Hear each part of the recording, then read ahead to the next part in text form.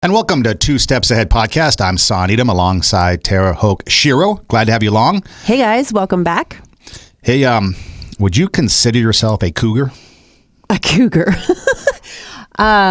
No, but I have been called A Milf? a Milf. Have you? I have. Ooh, do tell. By who? How young? High school kids.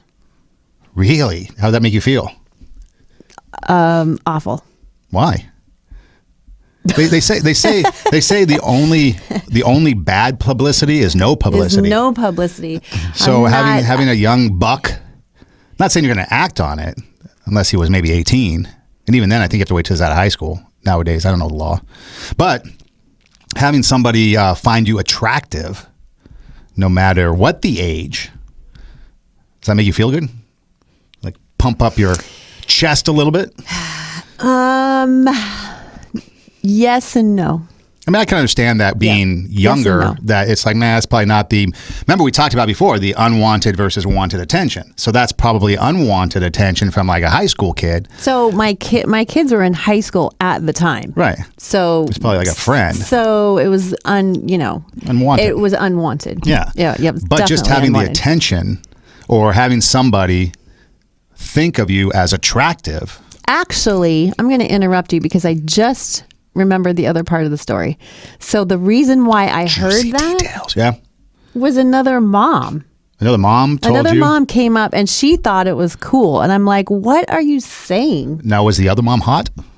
Or was she jealous? No. No. Mm-mm. So maybe she was envious because you had... So how'd she find out? I don't know. Was it her kid? Maybe. Possibly her kid, or someone told her kid who told her. I'm not really sure how she heard it or found out.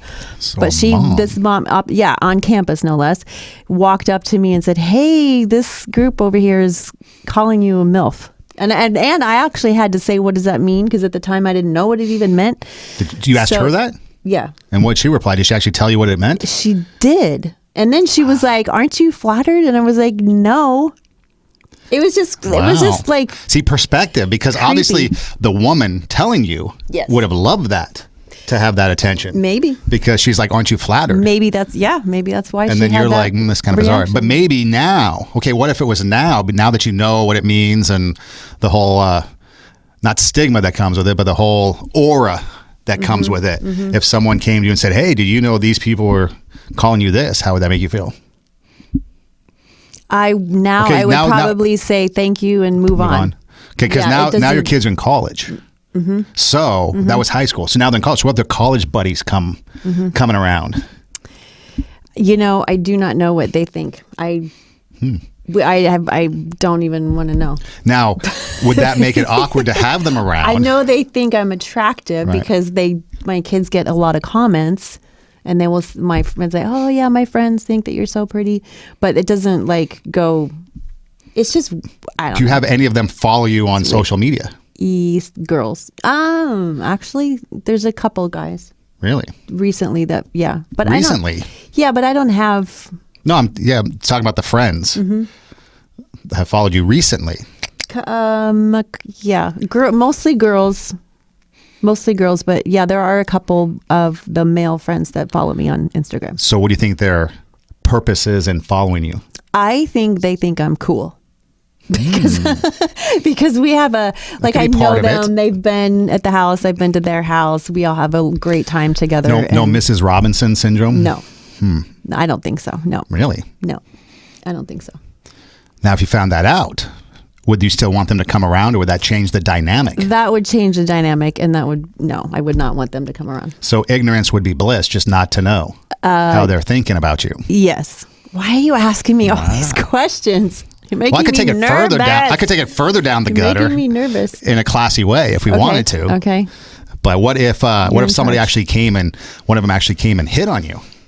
That would be a deal breaker. That would. Okay. Yeah. okay, what if a strange guy, because we've talked about this before too. You talked about the airport story, Right. where a guy was checking you out and your kid was like trying to block his view. Right. Okay, now you don't have that protector there anymore. Thor is not there anymore with his hammer ready to go cracking the guy's skull looking at you funny. But what if somebody comes up to you and like starts talking to you and pays you a compliment, maybe asks you out, maybe throws down he's a younger guy, so you obviously know that kind of cougar-ish mentality might be there with him. How would that make you feel? I'm not talking about whether or not you would act on it. Well, I think we know that. Yeah, we know that I wouldn't. Just how would it make you feel to know that there's a younger admirer pursuing you in the realm of the fact that you are a cougar, you are older, and he's just a little cubby. So and doesn't play for Chicago. So of course there's a side of me, I think there's a side of all of us that loves the attention, that loves the validation, that's like, yeah, because I'm older, so if that were to happen, then I would be like, yeah, okay, I still got it, but it wouldn't push me into an area where I think that I'm better than, or validate me in any kind of a different way. I've kind of turned that side of me off. So when it happens, I acknowledge it, but I don't go around glowing all day like I used to. Like before, I used to be like, how many years ago did you used to? Yeah, last yesterday? year. No, I'm kidding. Yeah. Yesterday? I've changed today because it happens so much. I'm immune to it now. Exactly. No, couple 5-10 years ago, I would have glowed for probably a week and been like, ooh, but I don't get my self-esteem from that anymore. It still happens, but I don't, sometimes when I'm out walking or running, people will honk at me or, that's whatever. So I don't, people will look at me in the grocery store. I don't think twice about it anymore. I don't take it in. So if people are talking bad about me, I don't take it in. If people are talking good about me, I don't take it in. I hear it, I acknowledge it, and then I let it go. So now what if somebody in the grocery store was approaching you with an upside down pineapple, jingling his keys, and he's maybe like 22, 23? Well, I think technically to be a swinger, you have to be married, right? Isn't that the whole point of a swinger is that you're married? Is it? So, but okay, so maybe the he is. The upside down pineapple or the keys on the table would be from an older. Well, it doesn't have to be. He could be a young married guy looking to. Could be. Could be. Maybe he's a young married guy looking for someone to show him some experience, so that way he can then go and use that education to pleasure his wife. Yeah, that's just gross. Teacher, Mrs. Robinson. Yeah, no, that's just educator. Way. Okay, would you rather have the label of a cougar milf, which usually has a connotation of hotness to it, or like the crazy cat lady that's like in curlers with blue hair, running around in a muumuu, chasing the neighborhood kids around? Is there something in the middle? Something in between Milf and cat lady? Malcolm's in the middle. I don't know. Maybe ma'am. Everything's yes, ma'am. Yeah. Because of there's a respect of an older person that is. Although, do they do that anymore? Do I do. I say yes, ma'am, yes, sir, all the time, even when people are younger than. But the point is, me. The whole labeling thing. Okay, so you, the would you just rather just have someone come up to you and be like, "Hey, you look very nice today," and then move on without all that labeling going on? Yeah, absolutely. So. Yeah, the labeling makes me uncomfortable because then it puts attention. So the attention. Isn't necessarily the thing that's uncomfortable because that just comes with the territory. Territory, get it? Territory. Yes, the territory. Versus the labeling, which adds an extra connotation to something that's like sex related, sex filled, a desire to be with. Because I think it's okay for people to be, I won't say attracted, but to recognize the beauty in others without having an attraction there. Okay. Right. So, for example, I could come up to you and be like, "Hey, you look very nice today. You look very beautiful today," and you can be, "Oh, thank you," and then that's it. Versus "Hey, you're very hot. I think you're a cougar. Let's get it on." Exactly. There's two different connotations, and the word or the label, so to speak, is what kind of defines the intent. That's true. And so, if you label the intent of, hey, I want to have sex with this person because she's older and I guess, good looking. I don't know, maybe good looking could be Could be maybe it's just age. I don't know. Maybe somebody just wants to be with someone older. But again, you're dealing with something that you're labeling a situation or labeling somebody because of who they are, and then wanting, in this case, to act upon it through a lustful desire. And they have, and in that label, they're putting on that person. Their definition of cougar, they're putting on that woman, or the MILF, or whatever. They've got obviously some sort of fantasy going on in their head that. Okay. So then when they put that label on me, it doesn't feel good. Okay, so now you're in the workforce. You work at a company that is mainly male dominated as far as the workers that are there. But you're a woman. So are you a woman working there, or are you a coworker? How do people see you there? And how does that make you feel? I would say both. So you're just one of the guys? No, I would say both. Would you just want to be one of the guys?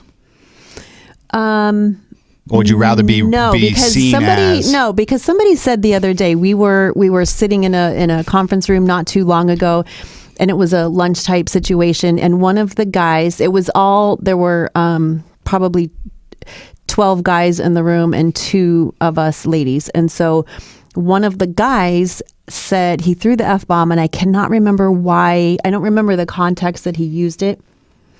I truly don't remember at this moment, but it was in a way that I spoke up, and I laughed, and I said, language. And then he looked at me and he said, oh, I'm an equal opportunity swearer, I think is what he said, or something like that.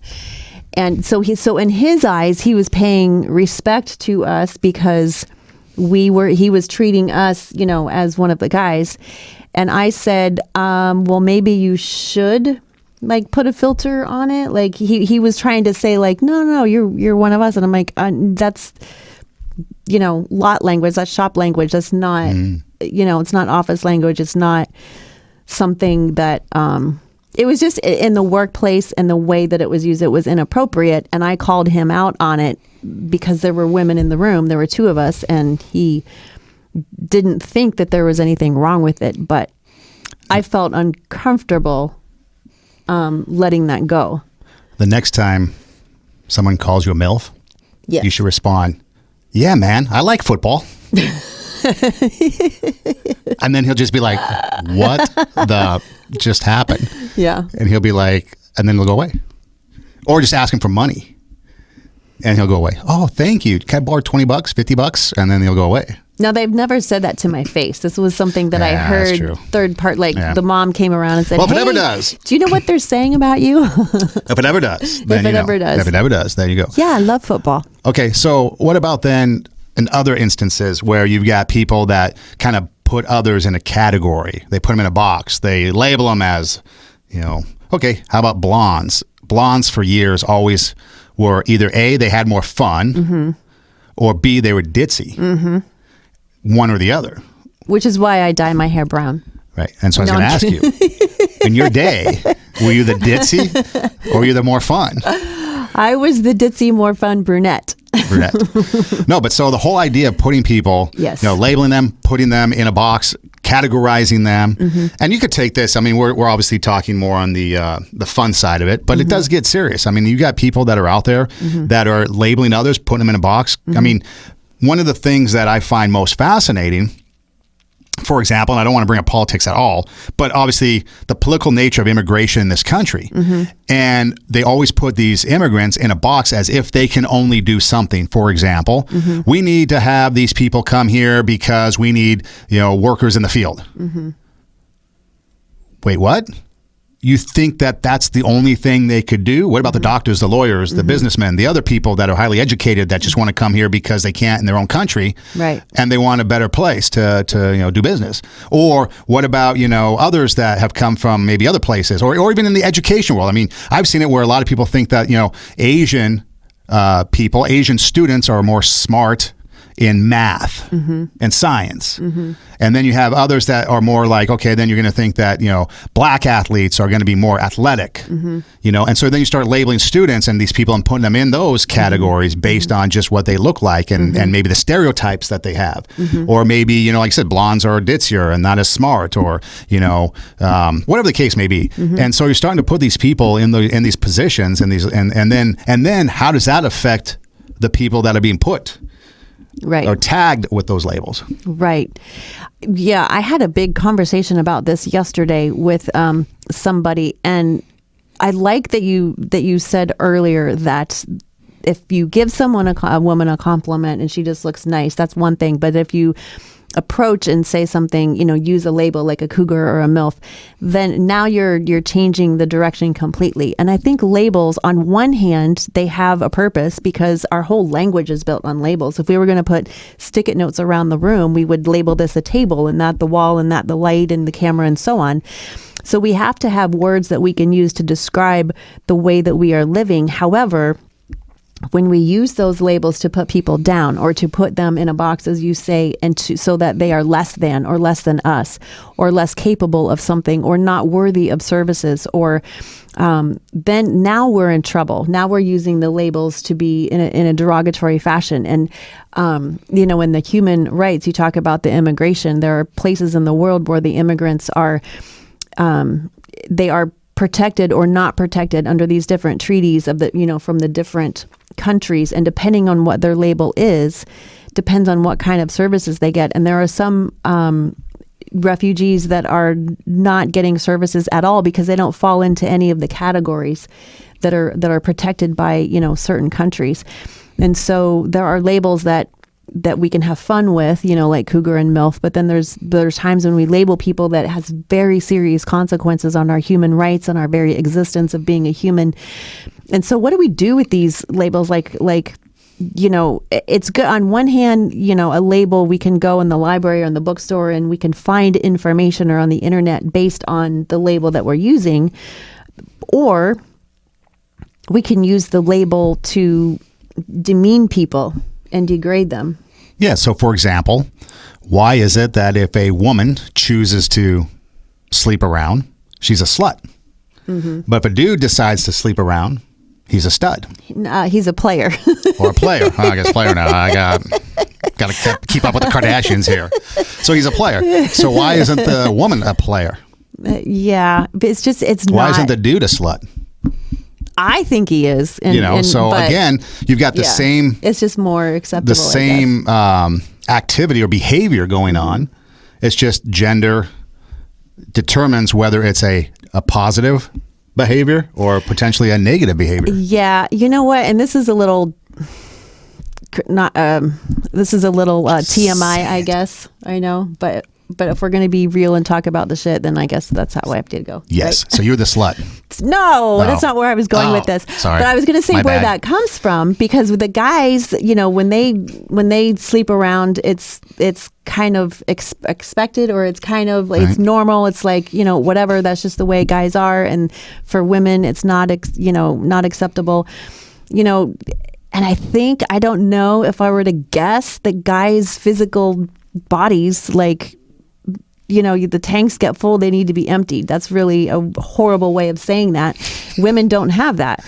So we could use that as an excuse. I don't think that that's a valid reason, but I think that might be where it comes from, that guys have this idea that they have to, lighten the load every now and then. I don't think that that's a worthy... But it still doesn't if you take two people, one male, one female, and they're both having sex with multiple people, that still doesn't... And where are we going with the labels on this? Well, no, because that's it. The female is labeled as a slut. The girl is a slut, which is a negative connotation. Yeah. And the guy is, like you said, a player or a stud or whatever. It's a positive thing. So you're labeling the behavior. It's positive depending on who you're talking to. But you're labeling people based on gender as to whether society thinks it's a good thing or a bad thing, when the behavior is the exact same thing. Just like if you're an older person, then you have to be attractive, you're going to be labeled. Okay, let's take it out of that bedroom realm. How about academics? Okay, so it started out as you were mentally handicapped, Okay, that was the tag. Then it was, okay, now you have a developmental disability. Then it was, you have a learning disability. Okay, and so now we're starting to like just create a label on people who obviously have something that's a little different than what maybe your average student would have, a general ed population student would have. But you've labeled them, but now all we're doing is we're just trying to desensify or make it more politically correct, the label that we attach to them. Yeah, I started off my book that way. No arms, no legs, no problem. When I wrote that book, the very first page in that... Great Christmas gift, by the way. Yes, very great Christmas gift. It's available on Amazon. But the very first page in that says, first they called me handicapped, then it was physically challenged, then it was disabled. And he says, I've always just been Bob. Because and he said, when I'm in my apartment and he doesn't have, his arms are down to his elbow and he doesn't have legs. And so he's completely self-sufficient. But he says when he's in his apartment, he's just Bob. He's just him. But the minute he walks out his door, now he's disabled. Now he's whatever current word society is putting on him or current label. And it's hard for him to live under that. He is able to do just about anything that he wants to do. He moves about the planet and plays sports and has a job and is married and all kinds of stuff. But society sees him as disabled. And so he has to constantly prove what he is able to do on a daily basis. So the labels on one hand are a way that we make meaning and categorize things, but it's also detrimental because when we place a label on somebody, now we're putting them in this area that we're not allowing them to be humans and to be people. Yeah, and that's when you talk about that, we also can start to get onto a slope, so to speak, of a slippery slope where we tend to continue to, I don't want to say degrade them, but make them less meaningful. Yes. So yes. Again, I always get caught off guard because I can't keep up with the PC culture that goes on. Because I just don't. I mean, it's not that I don't care about it. I just try to treat everybody as an individual. Okay, I have some students that are under the special education, which is now something else. But for this conversation, we'll just call them. They've got a learning disability, and so they come with that credentialing, paperwork. Right. Okay, Right. so obviously I have to purposefully try to educate them based on what their abilities are. Right.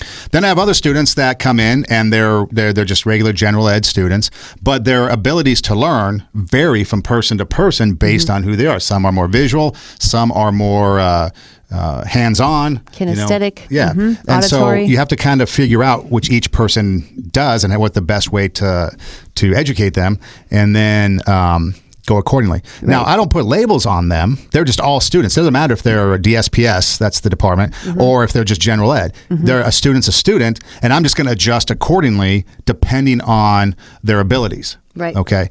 But again, and I understand we sometimes have to have labels, I guess, if you want to call them that, or some sort of designation, because it is true some people just can't. For example, Bob, he can't be on the football team.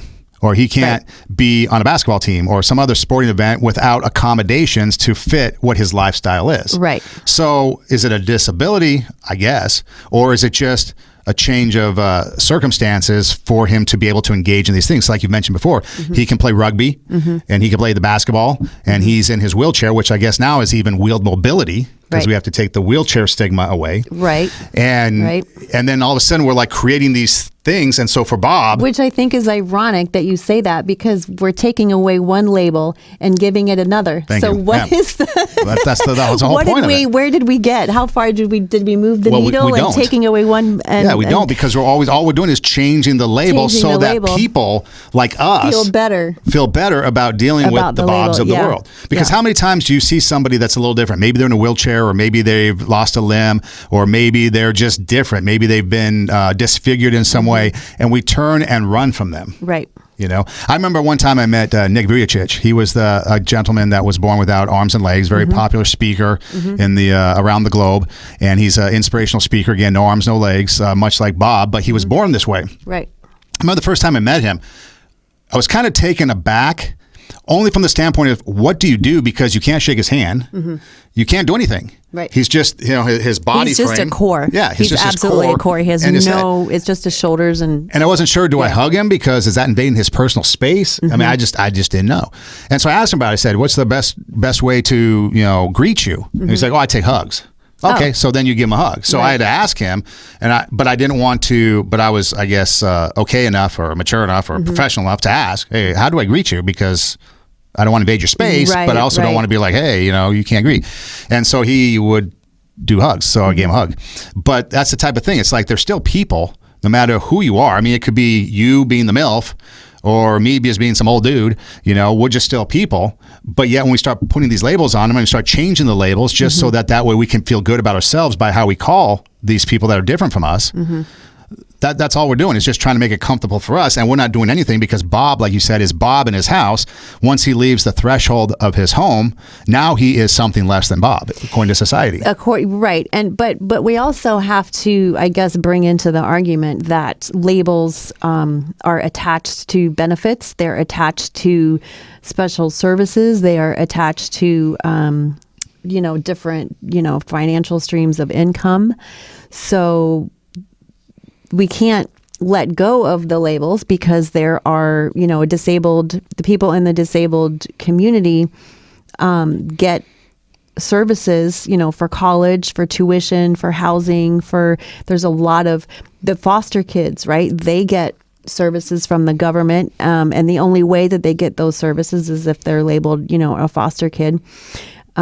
So we need labels to help people, but then they are also a detriment because of, we have a tendency to devalue them at the same time. So that's the downside, I suppose, is that I don't know that we could ever get rid of the labels because then, how do you help or how do you, because Bob fights he goes around and speaks and he fights for services for the disabled. He fights in communities to make sure that the sidewalks are accessible with wheelchairs and with prosthetic limbs. He fights for public services like airplanes and buses and all kinds of community services. There's a lot of communities that are not, the disabled just don't have they don't have a gym. Right? We take that for granted. All the gyms are for able-bodied people, but they don't have special adaptations for people in wheelchairs. So he goes around and fights for all that. So if we didn't have the disabled label, then, we wouldn't get those services. So it's a double-edged sword. No, I agree. We need the designation.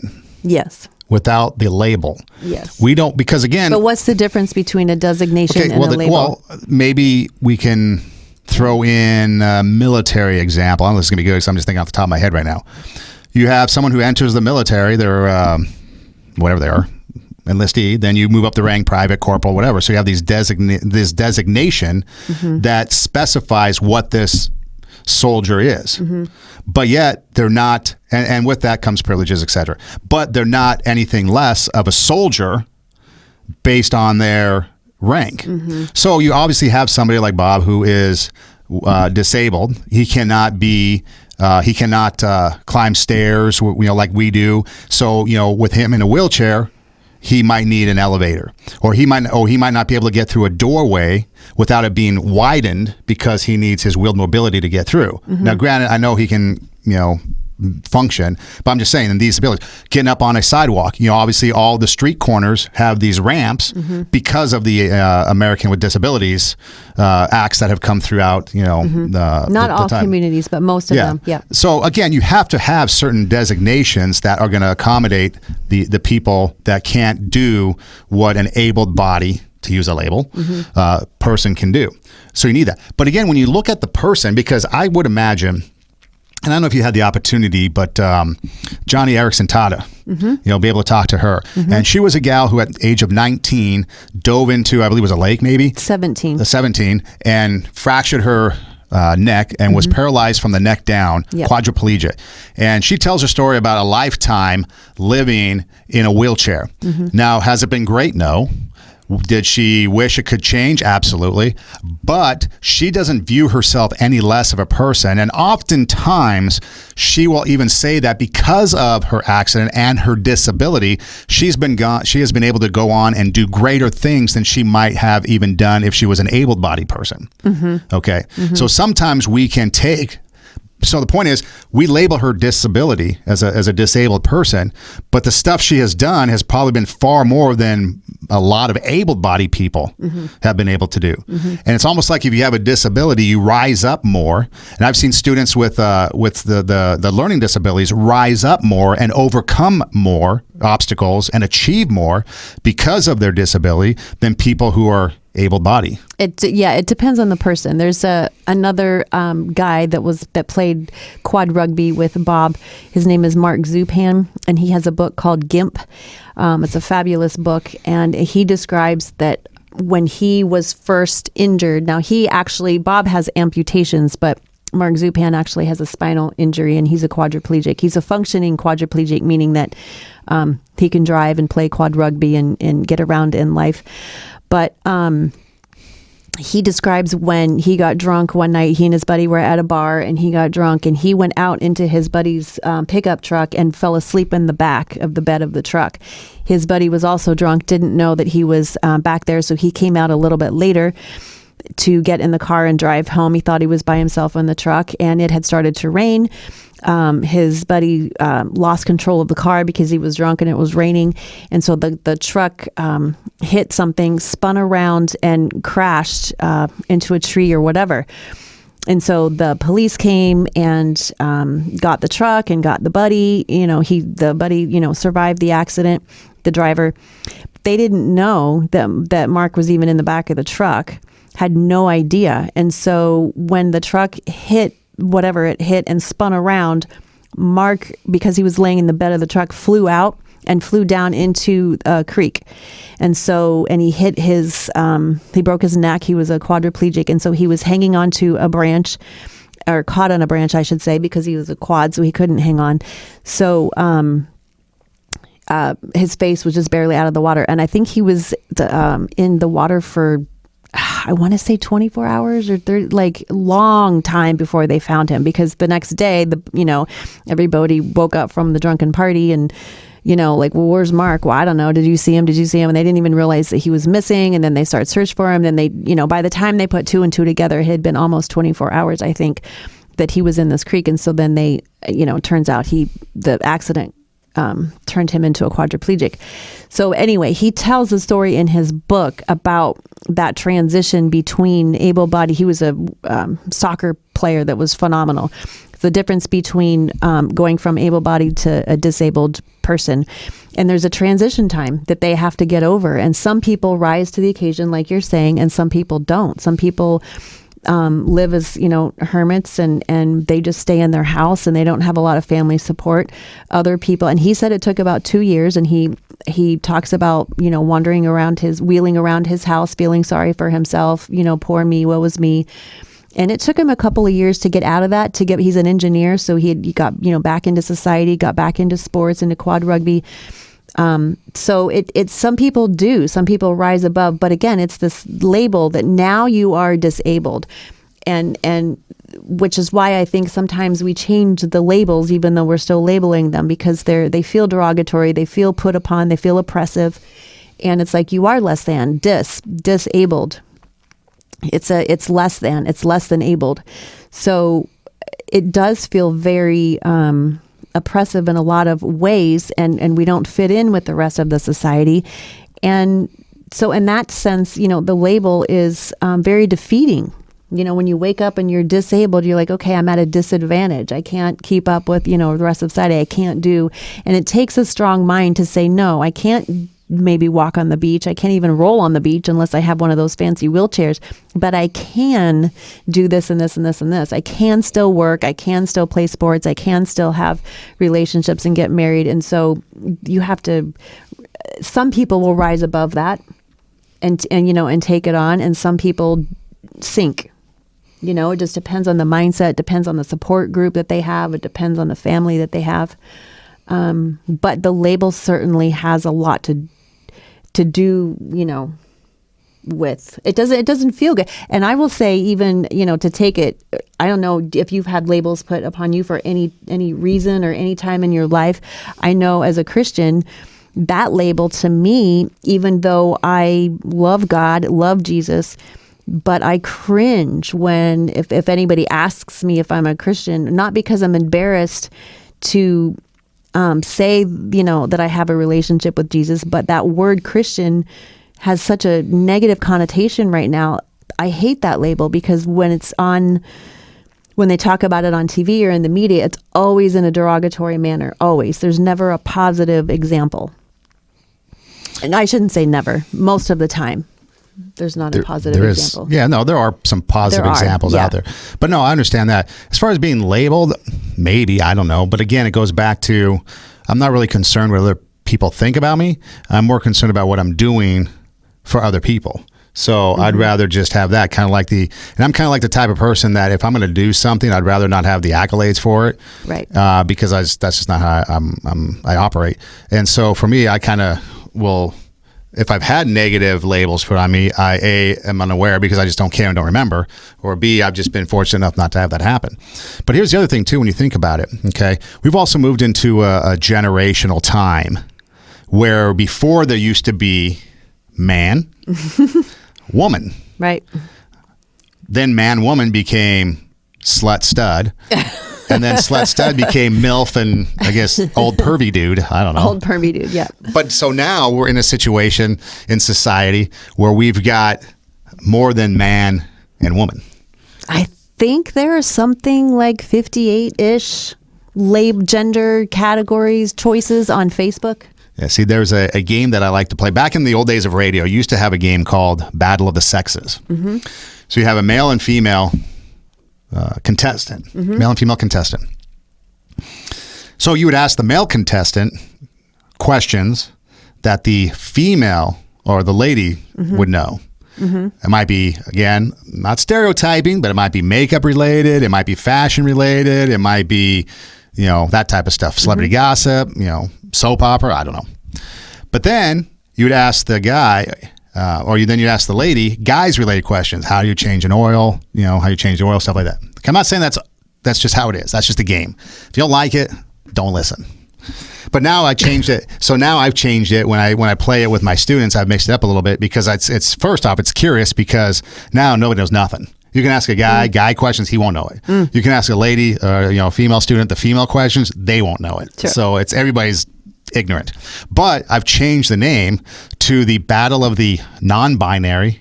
No, to the gender. I have to remember, it's so confusing. It's the gender neutral, non-binary biological entities. Oh my gosh. It's the battle of the gender neutral, non-binary biological entities. Okay. Because it's gotten to the point where we're just so wacky that you have all these things that I don't even know what they are anymore, what the categorizations are.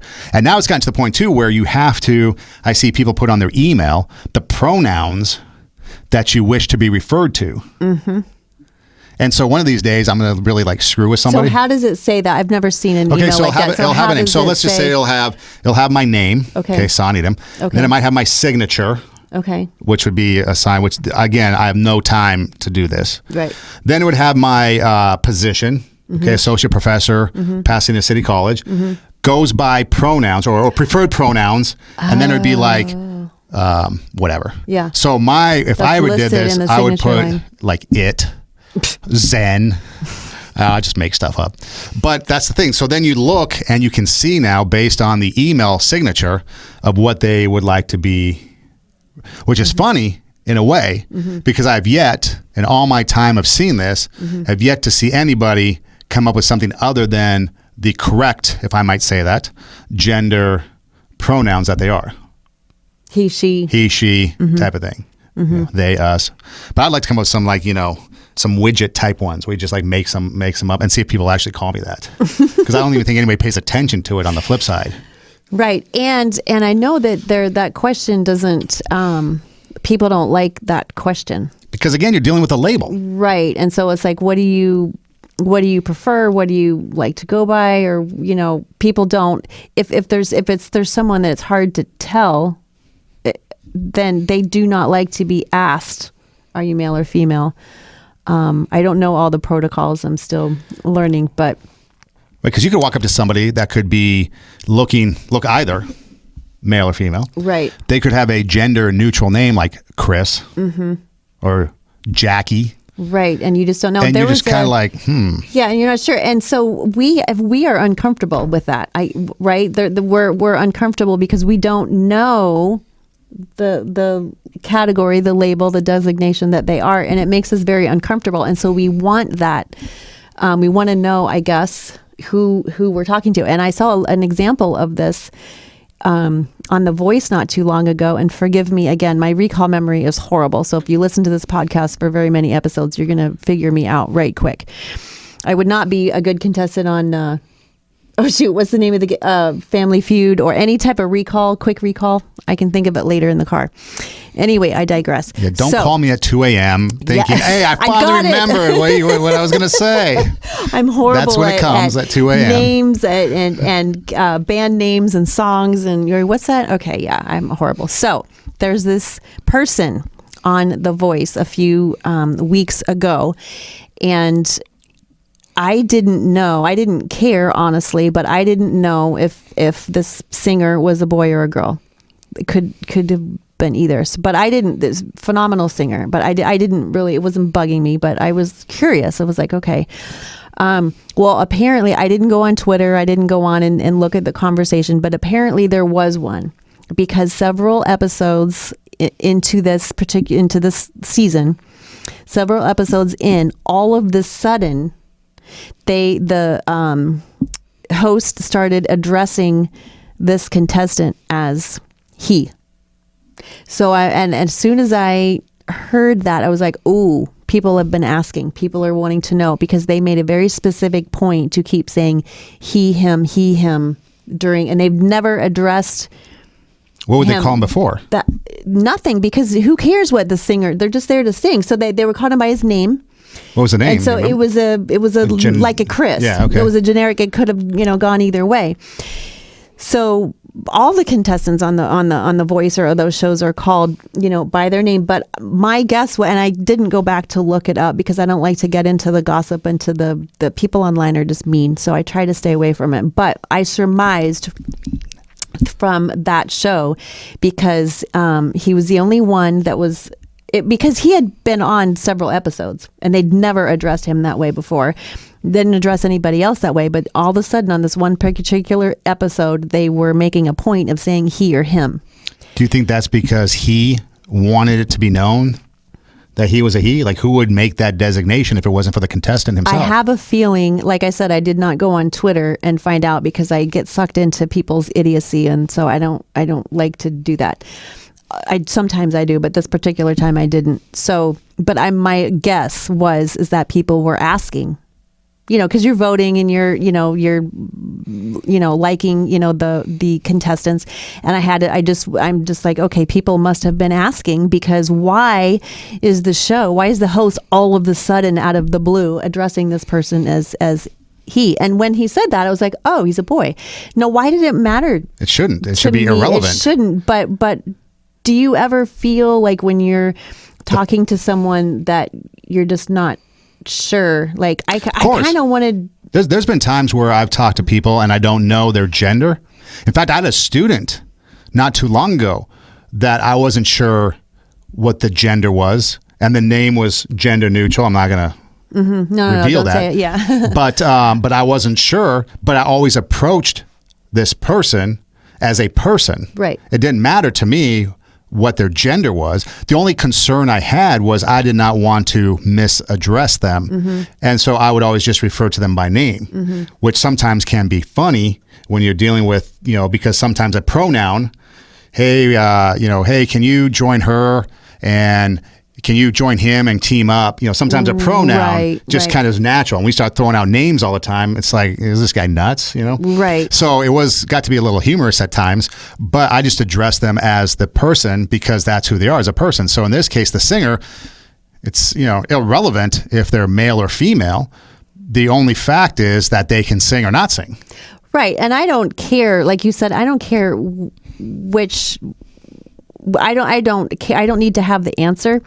But there is a side of me, and I guess there is a side of when I mean, is that what I mean? See, I kind of want to know, like, people want to deal. I think it's human nature for people to deal in absolutes. You want to know, and sometimes you just can't know. Right. You want to know why something happened. We've talked about in the past. A friend dies. Why? A person is male or female. What are they? I want to know why. Should we want to impose our right and wrong on people. We want to influence people because we feel our way is the right way. And that's the one thing I've learned over the years is that, there's not always one right way. There's a way I've been brought up, and there's a way I've had to, that I've been raised as far as a thought process. And then there's somebody else that has been raised as a thought process and the way they've been raised. And then you start to realize that there's more than one opinion out there that can be correct. And you start to have to realize and kind of change your thinking to a certain degree. You don't want to be so open-minded that your brain leaks out, but you want to be able to have a little bit of open-mindedness to realize that there is another way that could possibly be true too. So for example, in this case, you wanted to have the absolute knowledge of, is it a he or she? And that's fine. There's nothing wrong with that. But what happened to just being able to enjoy the person's singing abilities regardless of their gender? Right. I just want to make that clear that I was enjoying that person. I was not one of the ones that. Right. I get that, didn't write in like, hey, is this person a boy or a girl? Like, I didn't take it to the level of, getting on social media. I'm assuming that people did, which is why that happened. But I think it comes down to their having to absolutely know the answer. And sometimes yes. It's okay not to know. Yes. Yeah. And that's uncomfortable for us. I mean, I've gotten recently into Spanish language music. Okay. Well, I listen to Spanish language music. I can't speak Spanish. And so I have some friends that will then begin to translate the song. Mm-hmm. Okay. Well, you start to realize that once you translate, obviously from Spanish to English, you can't translate word for word. You start translating thoughts, ideas. Yeah. Okay. Well, once you start to do that, to me, my meaning of the song, okay, I might have the basic general, give me the basic general concept of what they're singing about. So maybe it's a love song and they're singing about, how they met, or maybe it's, the beauty of the sky or whatever. And so, but then after that, it's like, okay, don't tell me the rest of it, because as you continue to translate, it loses the meaning for me. It loses the beauty. Like the song is ruined because in my mind, I'm thinking of it as this way, and this is how I interpret. And sometimes I think that that's what we have to do in life. Not always, but sometimes just enjoy the moment and enjoy what it is, even though we don't know what the absolute answer is or the absolute truth is, because sometimes just being in that moment and just enjoying that moment is okay. It is. And I think that we need to get comfortable with that because, like we were talking about in previous episodes about, criticizing and judging and labeling, it does keep us from enjoying that person. It does keep us from getting to know that person as a person. And, another set of labels that is really hot right now in our society is the mental illness labels. And again, it's like, I know people who are bipolar and they don't want to be identified because, again, in society, that has a negative, connotation. People are scared of it. They don't know what that means exactly. And as soon as you hear mental illness, there are people think, oh my gosh, they're going to go, shoot up a mall or a school or something. And that's not the case at all.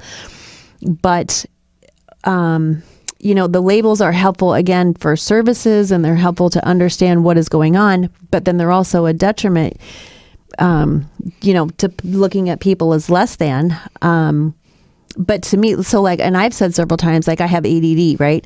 And so I had this conversation yesterday, with someone, and he's like, every time you say that, I don't believe you, and you're able to track, and you're able to listen to everything that I'm saying and repeat back, and you're not looking at squirrels out the window when I'm talking to you.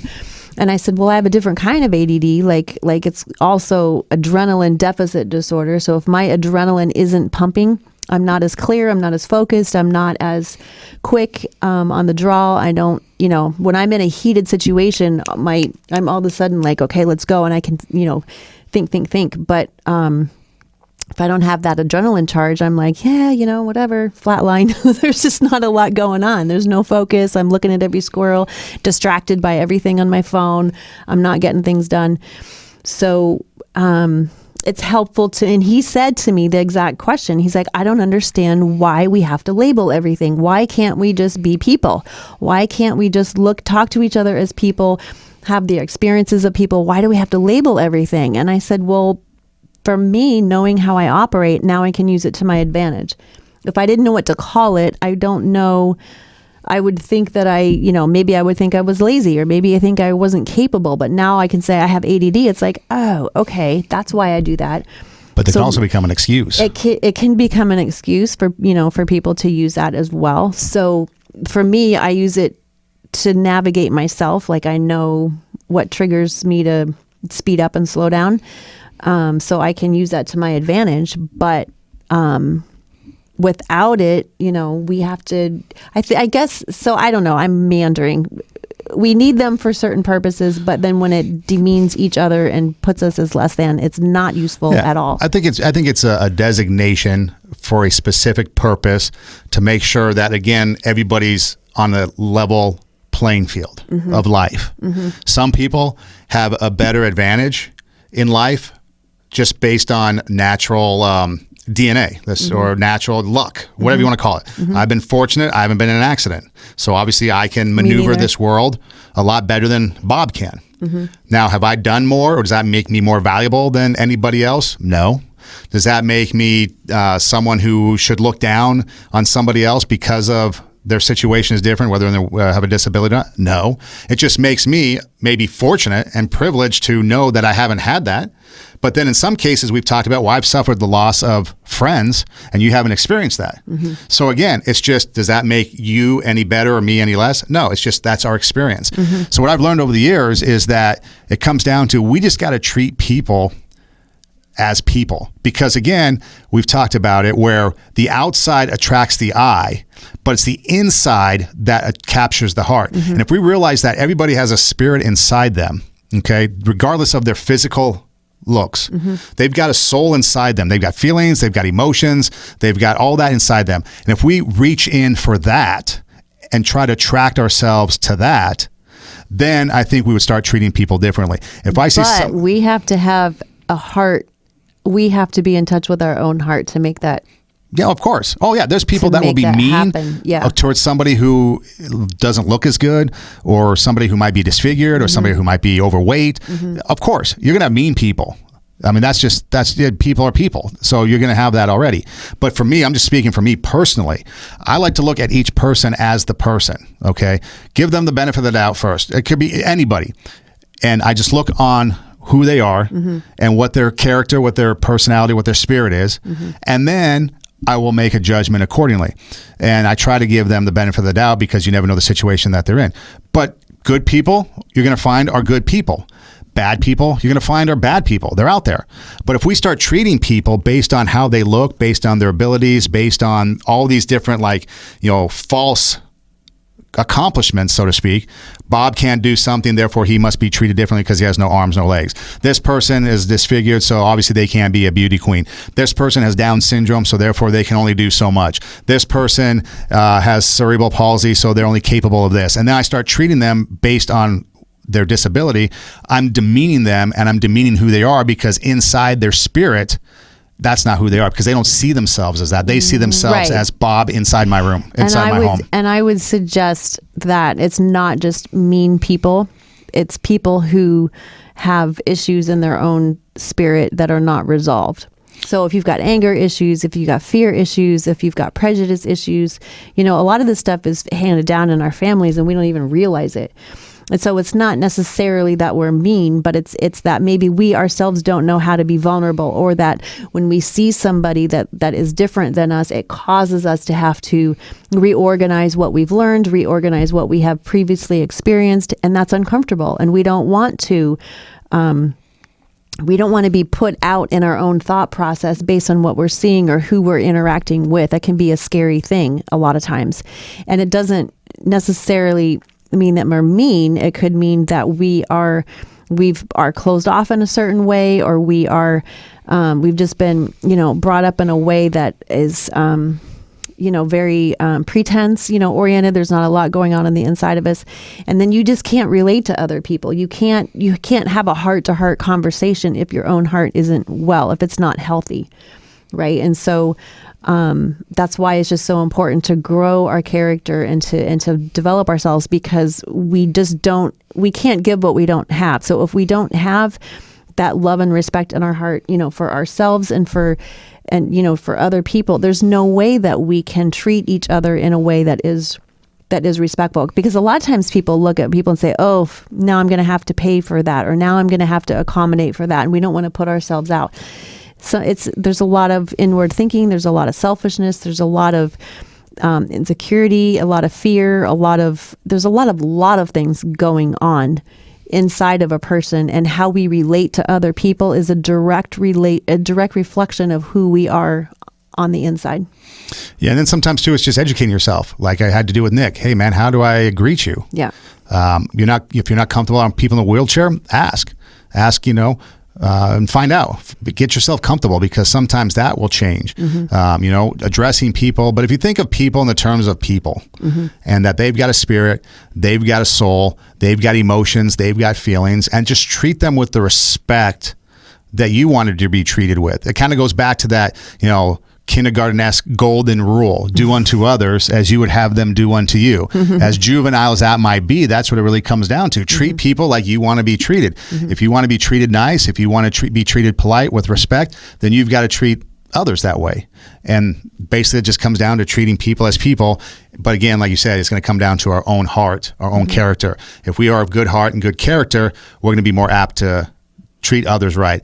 If we're of an evil heart, evil character, then we're going to tend to treat people in a bad way. And so you got to check ourselves to make sure that we are in a position where we can treat people the way that they should be treated as humans. Because like you said, like if we took this conversation full circle back to the Milf or to the Cougar, people that are labeling other people in that respect are not mean-hearted.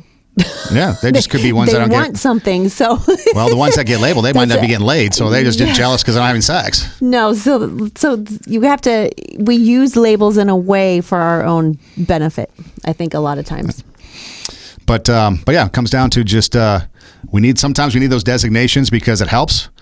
But oftentimes those designations can be hurtful. So just make sure that when it comes to whoever you're addressing, that you just treat them as a person. If you don't know, find out, have a conversation, be adult about it, and find out. Educate yourself. And I think that, like Rodney King said, even though, again, another juvenile type statement, can't we all just get along? There's so much truth to that. Why can't we? Why does there have to be such a division? Why do we have to look at people differently based on what their body is like? And knowing that their spirit, their soul, as a person, is just as rich as ours. Right. Last thoughts? Or was that it? Was that the last thought? So would you rather be a cougar or a MILF? Neither. You have to pick. No, I'm not picking. You have to pick one. I'm not picking. I would like to be a lady. A lady. Man, I like football. That's how you respond. I'm a MILF. Man, I like football. And you see with that. Hey, Two Steps Ahead podcast, YouTube. Search YouTube and subscribe to our channel. All the videos go up there. You can follow us on Instagram at Two Steps Ahead podcast. Tell a friend. You can also follow me on Instagram at Edom Rocks. And you can follow me on Instagram at Tara Hoke-Schiro, TaraHokeschiro. And be sure to subscribe to our podcasts on iHeart, Pandora, iTunes, Apple, Spotify, anywhere there's podcasts. Make sure you subscribe and follow so you don't miss an episode. And SoundCloud, which is in the link in the bio of our podcast. Hey, thanks for listening. Do tell a friend. You guys have a great one, and we'll see you next time here on Two Steps Ahead podcast. Thanks, guys, for joining. We appreciate it.